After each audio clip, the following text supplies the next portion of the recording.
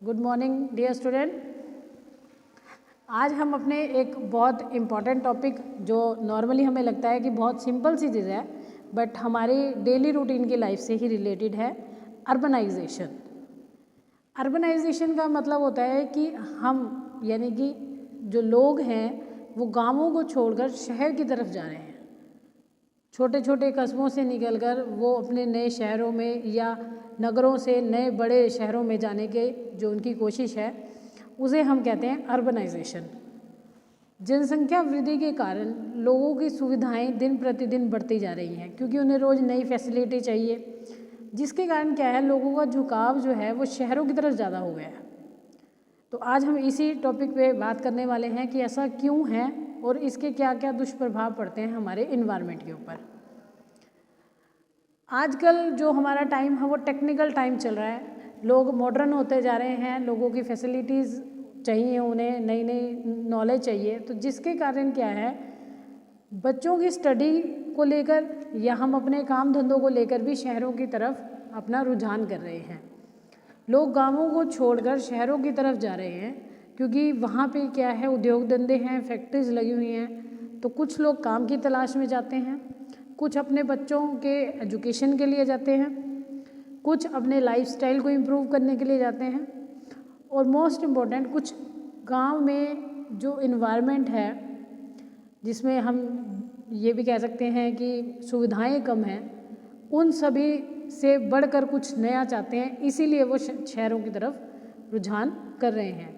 तो इसके कारण क्या है जो शहरों में जनसंख्या वृद्धि है वो बढ़ रही है, गांवों में कम हो रही है और शहरों में बढ़ रही है। अब शहरों में अगर जनसंख्या वृद्धि बढ़ रही है तो लोगों को सुविधाएं भी चाहिए।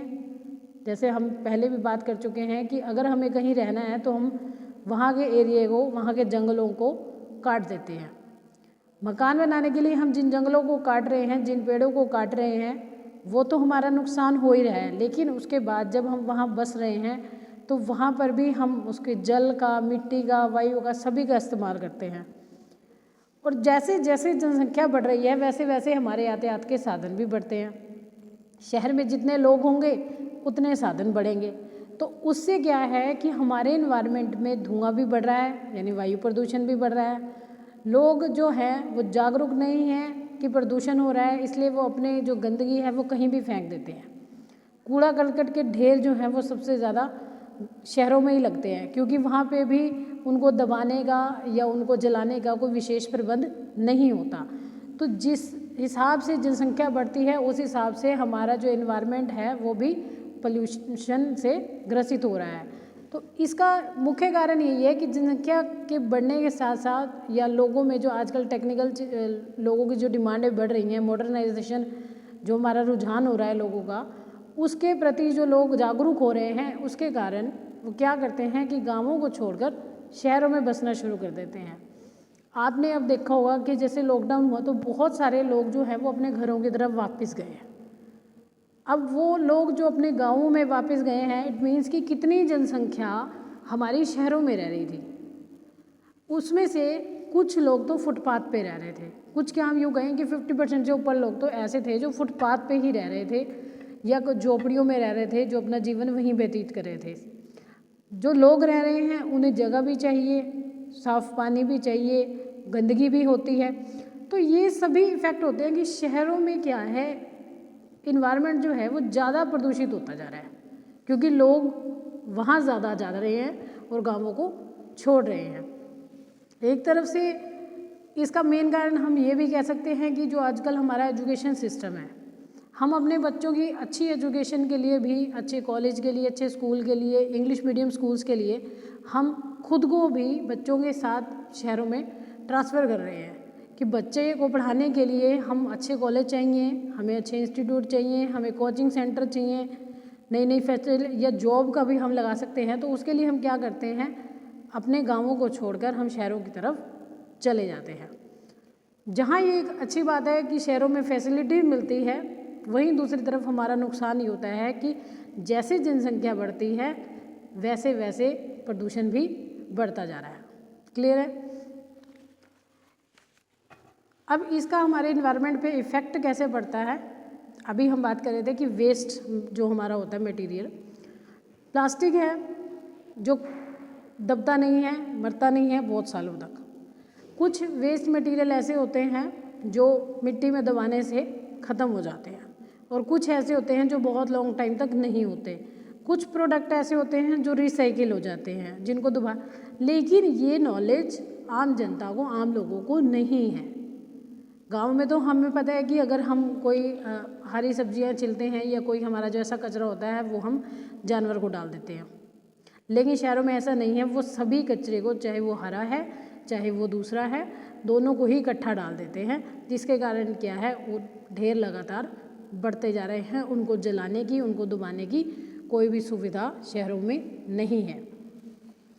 जल की आपूर्ति, जो लोग गांव में रहते हैं वहाँ पे जल की कमी बहुत कम होती है, क्योंकि वहाँ लोग जल वेस्ट भी कम करते हैं और उनको वैल्यू भी पता होती है।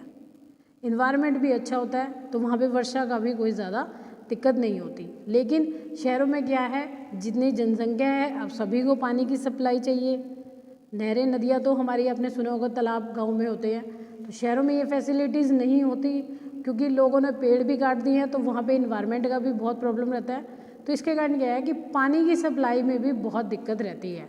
वहाँ पे भी एक फिक्स टाइमिंग होता है कि इतने से इतने बजे तक पानी आएगा, तो ये समस्या जो है वो शहरों में बहुत ज़्यादा हो जाती है। मेन प्रॉब्लम स्वास्थ्य से संबंधित। अब आप देखते होंगे कि हमारे यहाँ जैसे आग जलाकर खाना बनाया जाता है, तो इसके कारण लोगों की क्या है, आँखों में भी प्रॉब्लम होती है, फेफड़ों में भी दिक्कत आती है, और कई बार कोई फैक्ट्रीज, मशीन वगैरह में काम करने वाले जो लोग हैं उनको भी प्रॉब्लम आती है। तो उसकी वजह से हमें जो है वो अच्छे डॉक्टर गांव में नहीं मिल पाते, हमें अपने इलाज के लिए शहरों में जाना ही पड़ता है। अब आप लोग कई बार देखते होंगे कि बहुत सारे जो लोग हैं वो चंडीगढ़ या दिल्ली जैसे शहरों में जाकर रह रहे हैं। क्यों? क्योंकि उनका ट्रीटमेंट वहाँ चल रहा है। अब हर फैसिलिटी ना तो गांव में है ना छोटे शहरों में है, तो इसलिए वहाँ से भी लोग बड़े शहरों में जाने की जो पूरी कोशिश कर रहे हैं। क्राउड, ओवर क्राउड, क्योंकि लोग ट्रांसफ़र हो रहे हैं तो हमारा जो शहर है वो और ज़्यादा क्राउडेड एरिया बनता जा रहा है। आपने नोट किया होगा, या कभी आप दिल्ली गए होंगे तो आपने नोट किया होगा कि दिल्ली में जो ट्रैफिक जाम है वो 1 घंटे तक नहीं खुलता। बहुत लंबे टाइम तक हमें ट्रैफिक का वेट करना पड़ता है। उसका मेन कारण यही है कि वहाँ शहर वो छोटा सा है, जगह वो छोटी सी है, लेकिन सबसे ज़्यादा क्राउड उसी एरिया में है। इंडस्ट्रियल एरियाज उसको माना जाता है, और सबसे ज़्यादा लोग जो हैं वहीं जाके बसते हैं अपनी नौकरी के लिए, अपनी पढ़ाई के लिए, या अच्छी सुख सुविधाओं के लिए। तो वहाँ का जो एरिया है सबसे ज़्यादा प्रदूषित है, वहाँ का जो वायु प्रदूषण का लेवल है वो सबसे ज़्यादा है। तो अगर हम ट्रांसफ़र करते हैं गांव से शहरों की तरफ तो उसके बहुत सारे साइड इफ़ेक्ट हमारे ऊपर पड़ रहे हैं। कुपोषण, गांव का आपको पता है कि लाइफ कैसी होती है, हम शुद्ध सब्जियां खाते हैं, बिना दवाइयों की सब्जियां खाते हैं, घरों में उगाई भी जाती हैं, अपने खेत जिनके होते हैं वो भी उगाई जाती हैं। लेकिन शहरों में क्या है कि शहरों में वो सब्जियां, वो फ्रूट या बिना मौसम की भी सब्जियां बनती हैं। तो उसका कारण यही है कि लोग जो हैं वो कुपोषण का शिकार हो रहे हैं, क्योंकि वो दवाइयों से बनाई, क्योंकि वही बात है कि जैसे जैसे जनसंख्या बढ़ रही है उसकी डिमांड बढ़ रही है। तो लोगों को अब ये सामान भी तो पूरा करवाने के लिए किसान या जो और कंपनीज़ हैं वो अच्छी प्रोडक्शन के लिए दवाइयों का या कीटनाशकों का इस्तेमाल करते हैं। अगर उनकी फसल अच्छी है या सब्जियां अच्छी चाहिए या जल्दी चाहिए, तो इन सब के लिए जिन दवाइयों का इस्तेमाल किया जाता है वो भी कहीं ना कहीं शहरी लोगों के अंदर जाती हैं, जिसके कारण क्या है, बहुत सारी बीमारियां चाहे अनचाहे उनके शरीर को प्रभावित कर रही हैं। तो ये सब कारण जो है हमारे अर्बनाइजेशन की, बहुत देखने में ये बहुत छोटी सी प्रॉब्लम है, लेकिन इसका बहुत बड़ा प्रभाव मनुष्य के शरीर पर, हमारे इन्वायरमेंट पर, हमारे जल प्रदूषण, वायु प्रदूषण, ध्वनि प्रदूषण, इन सभी पर बहुत बड़ा ही प्रभाव पड़ रहा है।